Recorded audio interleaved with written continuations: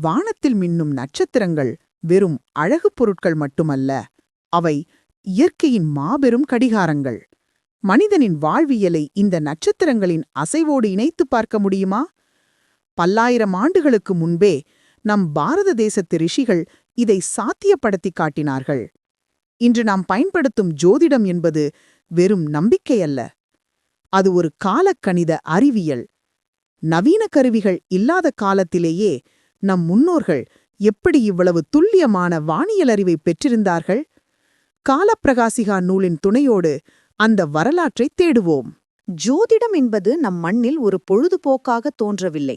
அது வாழ்வியலின் ஒரு கட்டாய தேவையாகவே உருவானது. வேத காலத்தில் இயற்கையை வழிபடும் யாகங்களை செய்வதற்கு மிக துல்லியமான நேரக்கணிப்பு தேவைப்பட்டது. சூரியன் வடக்கு நோக்கி நகரும் காலம், தெற்கு நோக்கி நகரும் காலம், பருவ மாற்றங்கள் என அனைத்தையும் துல்லியமாக தெரிந்தால் மட்டுமே வேள்விகள் முழுமையடையும். இந்த தேவைக்காகவே நம் முன்னோர்கள் வானியலை, அஸ்ட்ரானமி மிக நுட்பமாக ஆராய்ந்து அதை வேதத்தின் ஒரு அங்கமாகவே வேதாங்கம் என மாற்றினார்கள். இங்குதான் நம் மரபு தனித்து நிற்கிறது.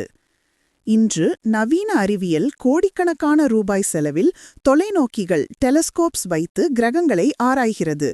ஆனால் எந்த கருவியும் இல்லாத அந்த காலத்தில் ரிஷிகள் எப்படி கிரகங்களின் சுழற்சியை கணித்தார்கள்? விடை அவர்களின் உள்ளுணர்வு. உலக இன்பங்களைத் துறந்து இயற்கையோடு ஒன்றிணைந்த ஆழ்ந்த தியான நிலையில் பிரபஞ்சத்தின் ரகசியங்கள் அவர்களுக்கு தெளிவாக புலப்பட்டன. புறக்கண்களால் பார்ப்பதை விட அகக்கண்ணால் அவர்கள் உணர்ந்த உண்மைகளே இன்றைய ஜோதிடத்தின் அடிப்படை. பூமி சூரியனைச் சுற்றுகிறது என்பதையும் கிரகங்களின் பாதையையும் கோப்பர்னிக்கஸும் நியூட்டனும் கண்டறிவதற்கு பல நூற்றாண்டுகளுக்கு முன்பே இந்த உண்மைகள் நம் சாஸ்திரங்களில் பதிவு செய்யப்பட்டுள்ளன. யார் யாரிடம் கற்றார்கள் என்ற விவாதத்திற்கு அப்பால் நம்மிடம் இருந்த இந்த அறிவு எவ்வளவு பழமையானது என்பதே நமக்கு பெருமை. 12 ராசிகள், கிரகணங்கள், கோள்களின் சுழற்சி என நவீன அறிவியல் என்று சொல்வதை எந்த தொழில்நுட்ப வசதியும் இல்லாத காலத்திலேயே நம் முன்னோர்கள் தங்கள் ஞானத்தால் குறித்து வைத்துள்ளார்கள் என்பதே மறுக்க முடியாத உண்மை. மேற்கத்திய வானியல் கிரகங்களை வெறும் ஜட பொருளாகவும் பாறைகளாகவும் பார்க்கிறது. ஆனால் இந்திய ஜோதிடம் அவற்றை உயிரோட்டமுள்ள சக்திகளாக பார்க்கிறது. ஒவ்வொரு கிரகமும் மனிதனின் மனதில், சிந்தனையில், உடலில் என்ன மாற்றத்தை ஏற்படுத்துகிறது என்பதை இது ஆராய்கிறது. பிரபஞ்சத்தில் நடக்கும் ஒவ்வொரு அசைவும் பூமியில் உள்ள உயிர்களை பாதிக்கிறது. அண்டத்தில் உள்ளது பிண்டத்தில் என்ற சித்தர்களின் வாக்குப்படி வானியலை மனித வாழ்வியலோடு இணைப்பதே இந்திய ஜோதிடத்தின் தனிச்சிறப்பு. இன்று நாம் பார்த்த இந்த அரிய கருத்துக்கள் அனைத்தும் காலப்பிரகாசிகா நூலின் முகவுரையில் ப்ரிஃபேஸ் ஆசிரியர் பகிர்ந்துள்ள தகவல்கள்தான்.